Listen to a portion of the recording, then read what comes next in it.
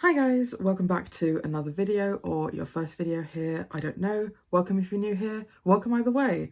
This is going to be my ever so slightly late March wrap up, and it is basically late because I have about 30 books to talk to you about, and I do not want this video to be the length of a feature-length film, so I'm going to try and be a bit more quick and snappy when I'm talking about all of these books. That was really pathetic snap, there we go.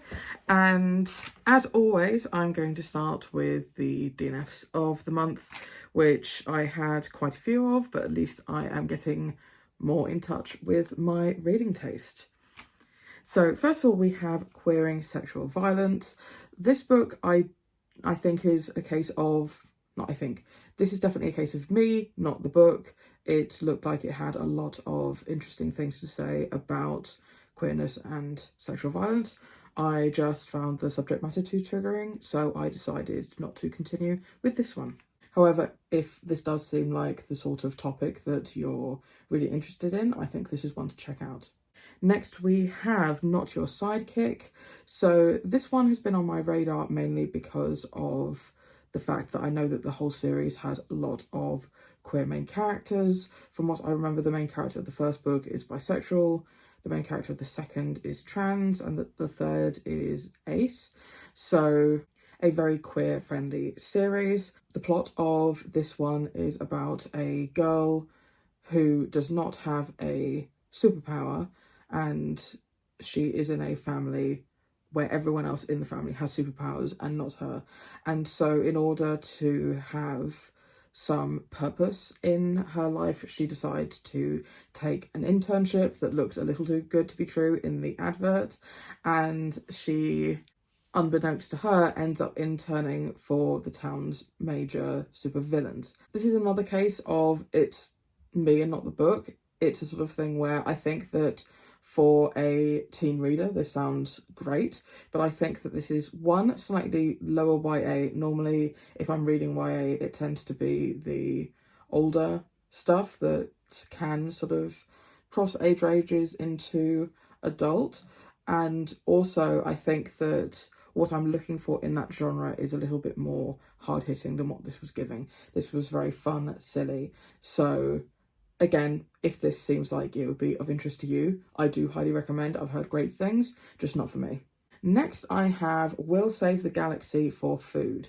This one, I literally just started on a whim. I hadn't heard anything about it, and the cover and the title just intrigued me. And the humour just did not work for me in this one. I feel like this is the type of humour that works, that could really work for someone who watches a lot of comedy Hallmark Channel movies. I don't know if I'm using that term correctly, but the sort of comedy where you have a main character, often a woman, who's really down in luck in her life and has a lot of ridiculous things happen to them. And for me, that style of comedy just doesn't work, and I feel like this came across very much like that. The main character didn't really come across as all that likeable, and the humour didn't work for me. But again, this is definitely a case of me and not the book, because I can see this really working for some people. Next, I do actually have a copy of, so let me get that.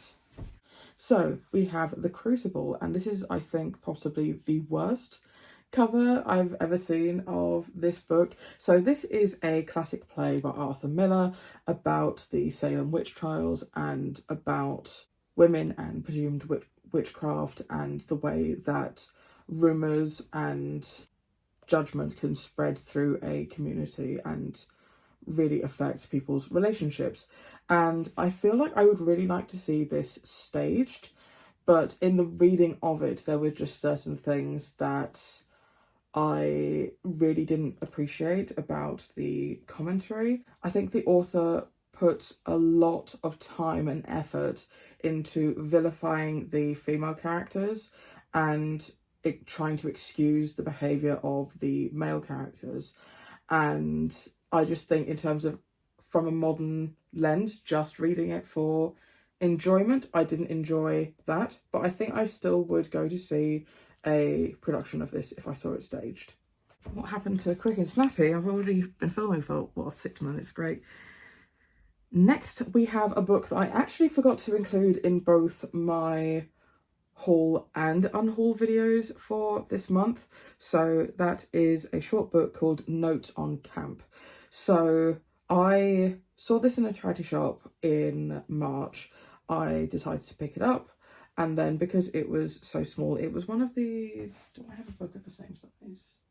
So like these Penguin Little Black Classics, I believe this was also by Penguin, but it's the teal sort of seafoam green colours, and it's more about modern classics. This is about classics. But it was like this size of book, so I just picked it up and started reading it. Let me just put this back because I'm not talking about this right now. And honestly, I didn't get that far into it before I hit a wall of, this is too smart for me in the field that it is written in. I think that people who are more intellectually intelligent in this field and more knowledgeable in this field will be able to gain something out of it. For me, everything was just going over my head, so it really wasn't an enjoyable reading experience. And while I was in London, I was actually reading it on the train, and then when I got to the bookshop I was visiting, I donated it there. So it spent probably less than 2 days in my life. But yeah, this is a book I DNF'd this month. Next, we have a book called Labyrinth Lost. Again, the reason why it was on my radar is because of a queer main character. I believe that she was bisexual, and I was told that it had a lot of Mexican-inspired fantasy elements. I just really didn't like the main character, and because I'd been reading other young adult fantasy novels in that month, I feel like it felt too generic for me in that moment. Not that it is, because I think it does have more cultural relevance and diversity than a lot of the others, but I feel like just at this point in my life I don't read that much of it anymore, and it wasn't really grabbing me, it wasn't holding my attention. When I stopped to like get a drink of water or whatever it was, I felt no pull to continue with it again, so I decided to not continue. And next we have another one where I should have a copy. So I only have a copy of volume 10 of this. So this is a comic called Cantarella, and this is a manga series that, again, I just picked up because I heard that it had queer main characters, and also I picked this up at a time when anytime I saw a comic in a charity shop, I picked it up, which I believe I did with this one, although it doesn't have a sticker on it anymore. And again, I saw it on my shelf and I was like, when am I ever going to get around to buying the other first 9 volumes in this series in order to read them? So I found volume 1 online and I started reading it, and I'm glad I did that before I bought the whole series, because it really wasn't for me. I found the world building incredibly info dumpy. It was set sort of in the Renaissance-ish era in Italy, so there was a lot of place for power, and that was the main sort of thing. There was kind of a fantasy vibe as well, with possible like demon possession, but I think that it introduced too many elements too quickly.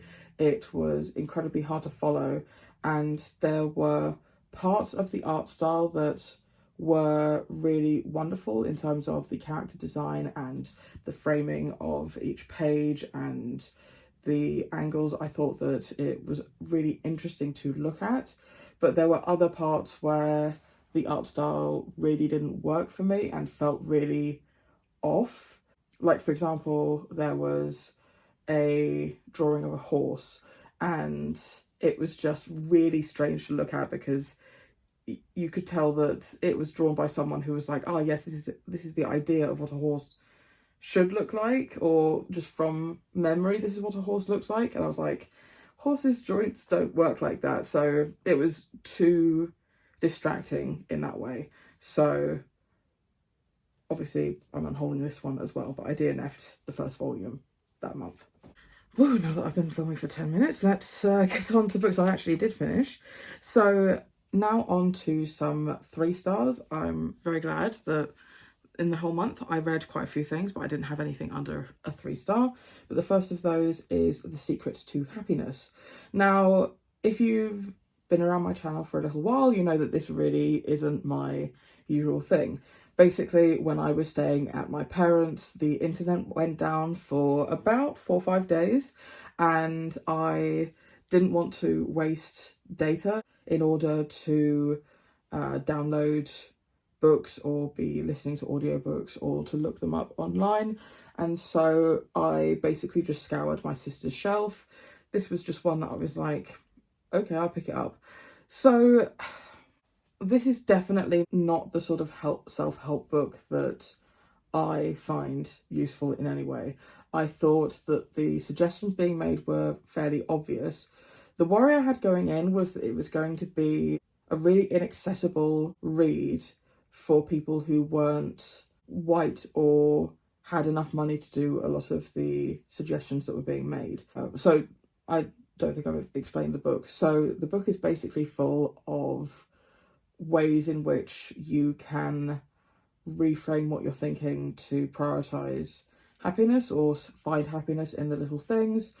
I find that a lot of self-help like this has the tendency to talk about things that are really inaccessible, especially if you don't have the money to do them. This didn't really have that, but because of that, there was a very limited number of things that the book could actually have talked about, and therefore it was remarkably repetitive.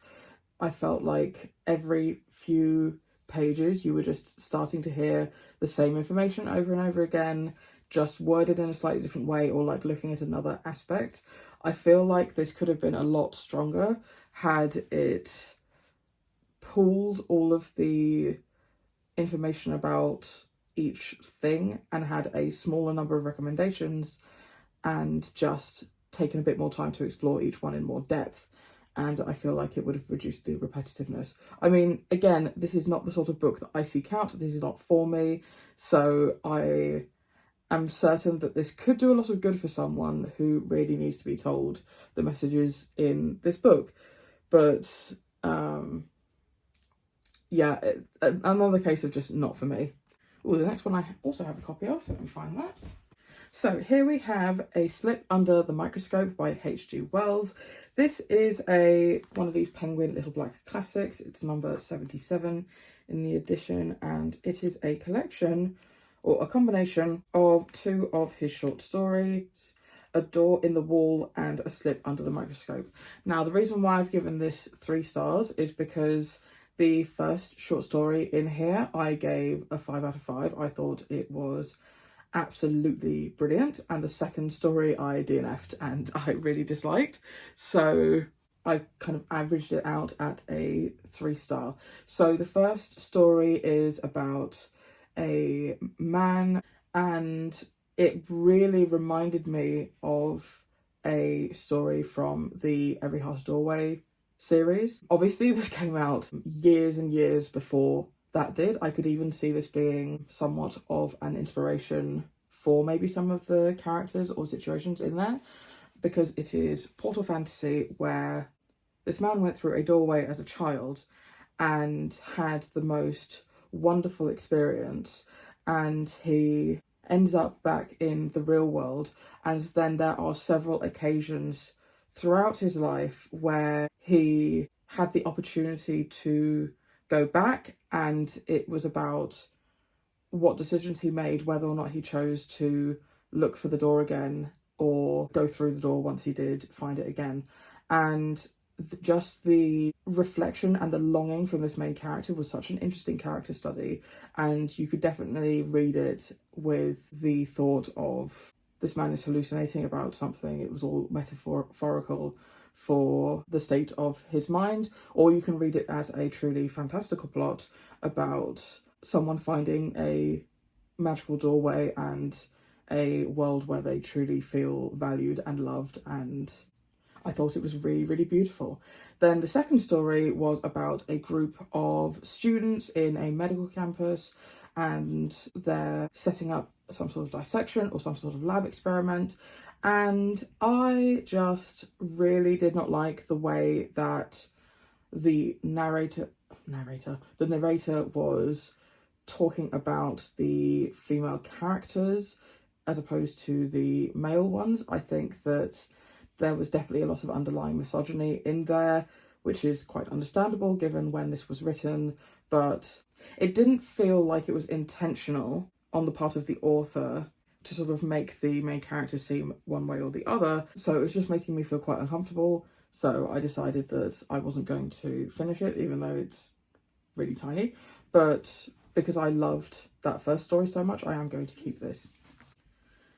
Again, right, I need to actually speed up on this. So, on to 3.5 stars. The first one being the Black Flamingo. This one follows a boy growing up, navigating his identity where he is queer and also mixed race, and people judge him for the things that he likes or the things that he's into, and it follows him for a significant portion of his life into university, where he discovers drag as an art form and finds more about himself through performance. And I thought it was fine. So this is a book written in verse, and I thought it was good, and I thought that it had a lot of great messages. I think that there are going to be teens who really identify and enjoy this. I just thought it just didn't blow me out of the water, hence the rating. Next we have a play called Skin a Cat by, I did not look up how to pronounce this author's name, so bear with me, Isley Lynn. So this is a play about a teenage girl who is navigating her sexuality or her desires and working out if there is something wrong with her, and it follows her sort of accepting what she does and doesn't want.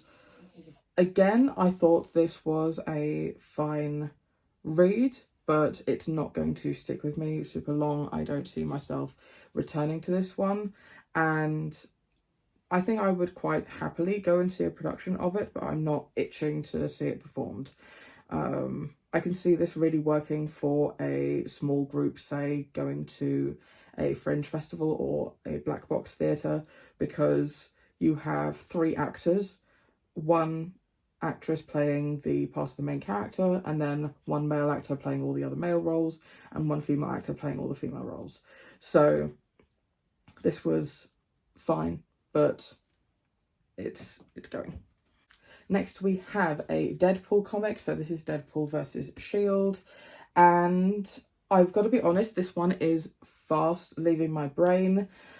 So I did enjoy the process of reading it, but I don't think it's a super memorable comic on its own.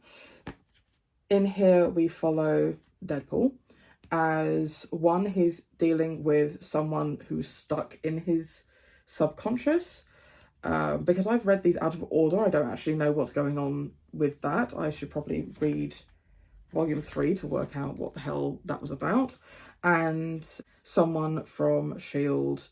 who has put a price on Deadpool's head and how he has to go up against S.H.I.E.L.D. kind of alone. So this had all of the staple Deadpool things. It had a lot of snark and sarcasm. It had a lot of very morally grey actions. And I also think that it had a great commentary on how much Deadpool as a character is mentally struggling, but also won't accept the help from others. So it was a fun read, and I'm glad to be getting through my Deadpool collection. He is one of my favourite Marvel characters, if not my actual favourite Marvel character. So I will be continuing on with the series, but I won't be returning to this one probably. Next we have 2 gay comic series that were on one of these apps where instead of having pages that you turn, it's just kind of an infinite scroll. So like Manta or Tappy Toon or whatever these are. So I read Hit Me and Addiction, both of these incredibly sex-heavy, gay comics that, when looked at objectively, they have incredibly bad messages, incredibly sort of unhealthy relationships, but they are not written with the intent of being, this should be emulated by people in real life. They are purely for entertainment, and they were fun and stupid. And so Hit Me was a bit shorter. It's about someone who has hurt someone financially, so it's a revenge story about getting back at someone and humiliating them. And Addiction was more about a society where there are people who are kind of descended from other animals other than apes. And so you have a society of wolves and a society of foxes, and they do not mix. They get into gang fights a lot, and they fight over territory, and it's about a wolf and a fox who get into a very unhealthy but very entertaining relationship.